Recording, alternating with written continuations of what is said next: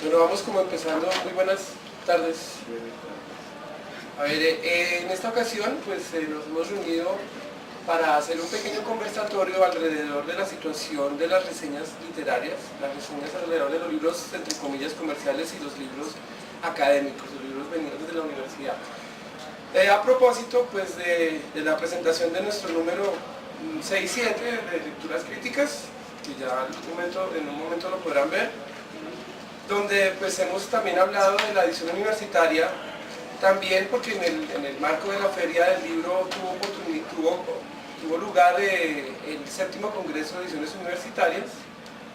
que fue del 12 al 14 de agosto,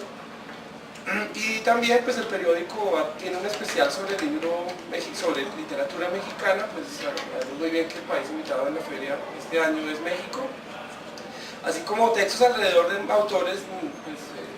colombianos como de otros países, conocidos por conocer, un poco bajo la línea de no solamente ser divulgativos, sino ser un poco críticos en el tipo como de argumentos que damos alrededor de por qué leer o por qué no leer un libro, y sobre todo fuera del espectro de lo digamos que de lo comercial, en la medida que no queremos vender libros, sino simplemente orientar lecturas.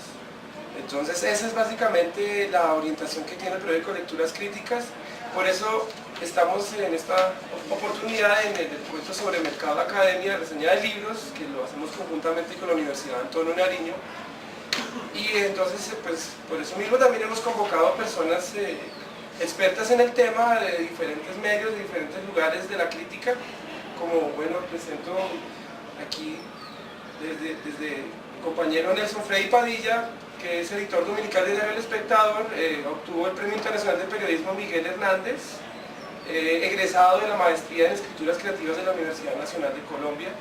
El poeta Celedonio Orjuela, quien moderará un poco la conversación, que también ha trabajado en la cooperativa Magisterio, que es subdirector del periódico Lecturas Críticas.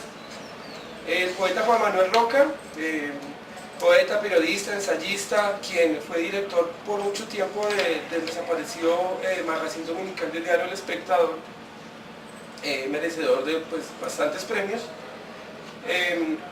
El profesor Juan Felipe Córdoba, director editorial de la Universidad del Rosario y presidente de la Asociación de Editoriales Universitarias de Colombia. Y también contamos con la presencia del profesor Nicolás Morales, columnista de Arcadia, que nos acompaña entonces hoy para dar sentido como a esta pequeña conversación. Entonces empecemos como con la dinámica. Muchas gracias por su presencia esta tarde. Buenas tardes. Bien, digamos que con Carlos Almeida, en estos 7 números que hemos hecho del periódico Lecturas Críticas, nos entusiasmamos mucho en elaborar este periódico porque sentíamos realmente un vacío muy grande en cuanto a la reseña de libros. Los medios escritos y también otra clase de medios es muy poco lo que se interesan por los libros, por la difusión y por el comentario de los mismos. Entonces, para comenzar, pues hemos elaborado más o menos unas preguntas. Voy a hacer la primera para todos los invitados en la mesa, para que nos vayan respondiendo más o menos estas preguntas. La primera sería: ¿cuál es la situación de las reseñas de los libros en relación a su lugar en los suplementos culturales y los medios masivos en general? Pues quisiera que comenzara de pronto Juan Manuel por su experiencia en el magazine.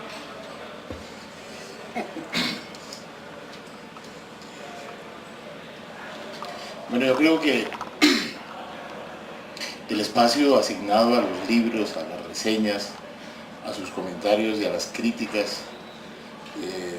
de los libros publicados en y fuera de Colombia, cada vez se ve más reducido, y eso es pues una obviedad casi decirlo, porque entiendo que todos los aquí presentes compartirían fácilmente esa visión. Y eso quizá, disculpen,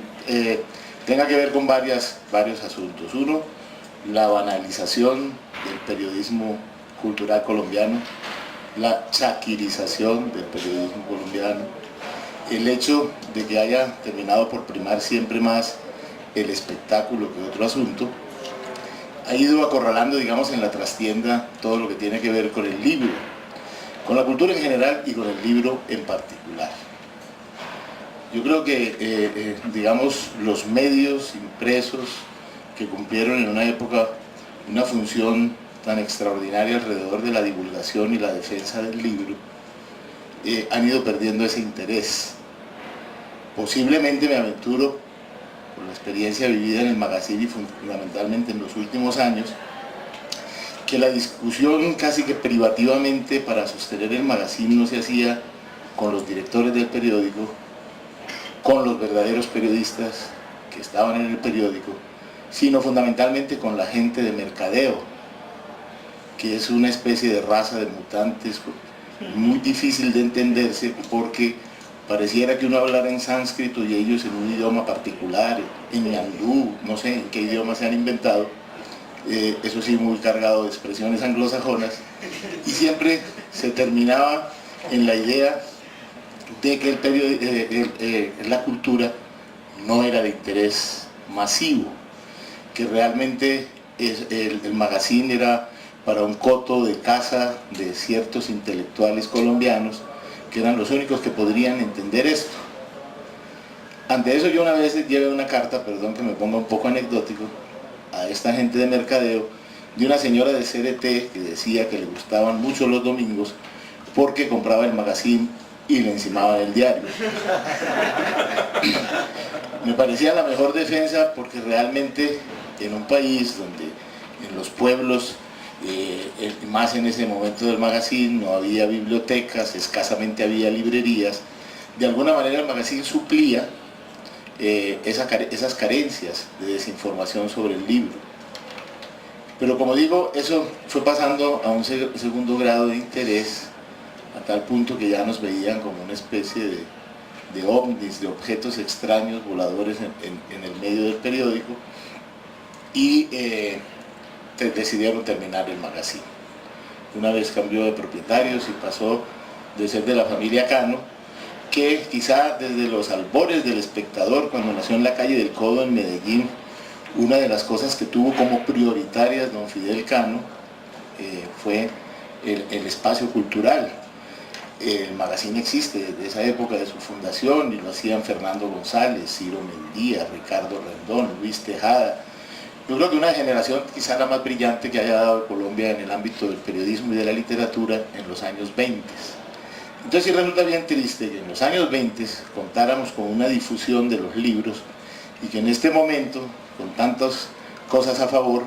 precisamente lo veamos reducido.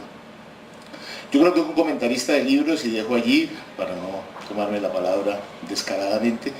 Todos compartimos lo que piensas de la